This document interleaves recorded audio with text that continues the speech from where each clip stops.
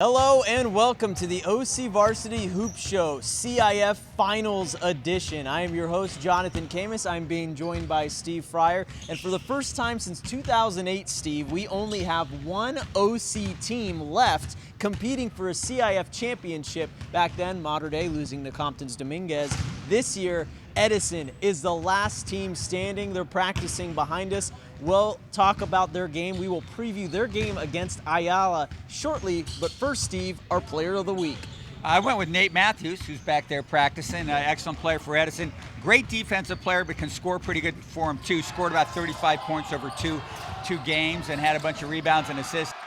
Yeah, Nate Matthews helped defeat Kaiser in the semifinals. The Chargers actually had, I believe, a 17-point lead, and they kind of blew it in the third quarter, but ended up actually almost shutting them down in the fourth quarter, holding them to only 7 points. So that's a sign of a team that's really playing well defensively, Steve. And a common thread with Edison and Ayala, they both beat Kaiser during the season, but Ayala, man, they are no joke. They have some quality wins against a lot of teams Orange County folks might know.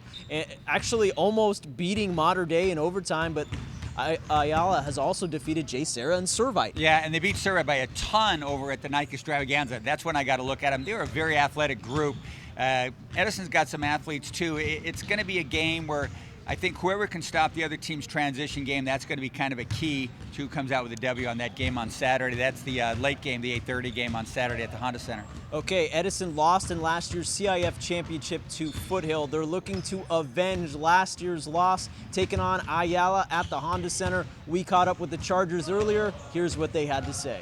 Well, we're going to have to play defense very well. They're very skilled offensively. They're very skilled offensively. And defensively, they give us some problems because they do a switching zone. So we're going to work on that all week long, and hopefully we find a way to stop them because they can score bunches of points quickly. This year's team and last year's team is that this team is like way more aggressive on defense. We work way harder, and even though our team was more talented than last year, I think we worked harder than last year.